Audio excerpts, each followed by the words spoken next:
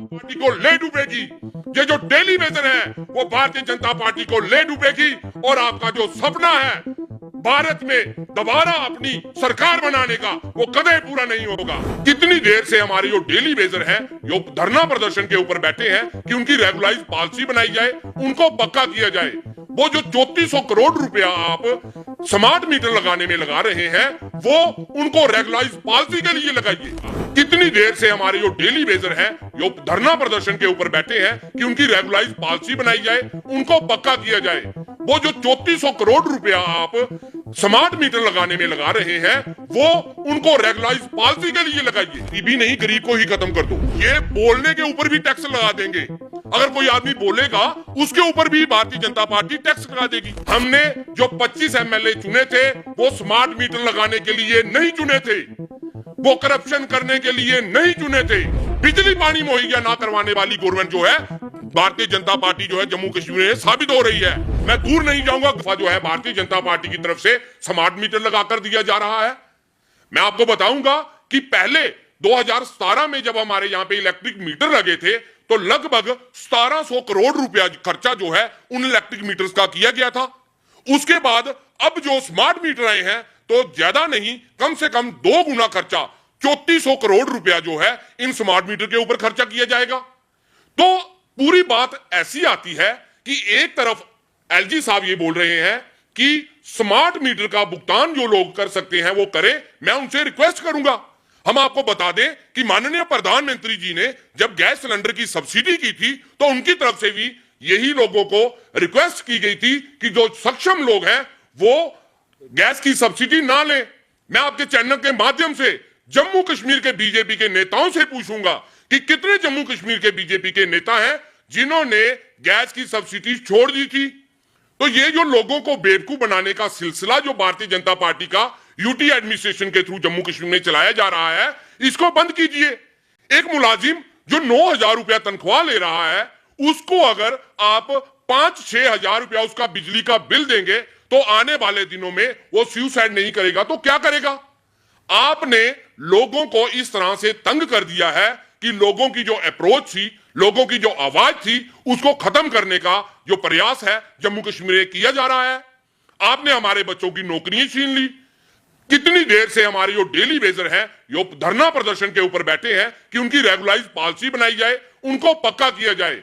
वो जो 3400 करोड़ रुपया आप स्मार्ट मीटर लगाने में लगा रहे हैं वो उनको रेगुलाइज पॉलिसी के लिए लगाइए, बच्चों की नौकरी के लिए लगाइए, हमारी आंगनबाड़ी की महिलाएं हैं उनके लिए पॉलिसी बनाइए। लेकिन उसके लिए हमारे एलजी साहब के पास टाइम ही नहीं है। 70 सालों में जम्मू कश्मीर की बिजली को लेकर किसी भी सरकार ने कोई बयान नहीं दिया, लेकिन एलजी मनोज सिन्हा ने कल बयान दिया है कि 20,000 करोड़ रुपए का जो हमने सेंट्रल गवर्नमेंट से बिजली का भुगतान करने के लिए जम्मू कश्मीर गवर्नमेंट के लिए लिया है। तो इसका मतलब यह हुआ कि जो 70 सालों वाली गवर्नमेंट थी वो ठीक थी, उन्होंने कभी इसका भुगतान के लिए कोई पैसा नहीं लिया, ना ही लोगों को बताया। तो उनकी तरफ से जो बिजली है हम लोगों को एज ए 100, 150, 200 रुपया बिल की जो दी जा रही थी वो फ्री में ही मिल रही थी। उन्होंने कभी किसी को तंग नहीं किया। लेकिन नालायक गवर्नमेंट, लोगों को बेसिक नीड्स ना देने वाली गवर्नमेंट, बिजली पानी मुहैया ना करवाने वाली गवर्नमेंट जो है भारतीय जनता पार्टी जो है जम्मू कश्मीर में साबित हो रही है। कहीं ना कहीं हमें ऐसा लग रहा है कि आने वाले हालात जो हैं ये बोलने के ऊपर भी टैक्स लगा देंगे।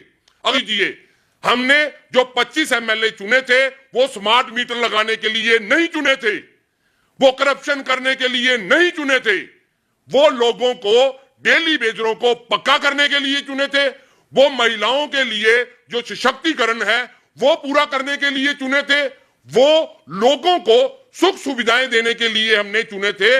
लेकिन जम्मू कश्मीर में हो इसके विपरीत रहा है। करप्शन धड़ल्ले से चलाई जा रही है। जितने पुल बनाए जा रहे हैं कहीं ना कहीं वो आज टूट रहे हैं। माइनिंग माफिया आ गया है, लीकर माफिया आ गया है। लेकिन अगर आप इसके उपरीत जो इनका मैनिफेस्टो था जब इलेक्शन लड़ी थी उसमें जो वादे किए थे उसके एक भी वादे के ऊपर ये भारतीय जनता पार्टी जो है वो खरी नहीं उतर रही है।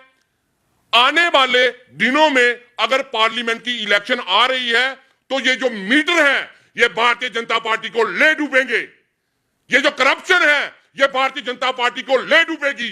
ये जो डेली वेजर है वो भारतीय जनता पार्टी को ले डूबेगी और आपका जो सपना है भारत में दोबारा अपनी सरकार बनाने का वो कदे पूरा नहीं होगा।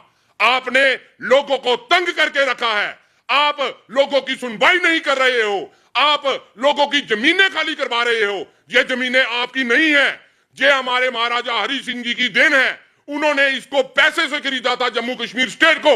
आपको कोई हक नहीं बनता कि आप हमारी जमीनें खरीदें, आप हम लोगों के साथ ऐसी जद्दोजहद करें, आप हमारे लोगों को लूटना शुरू करें।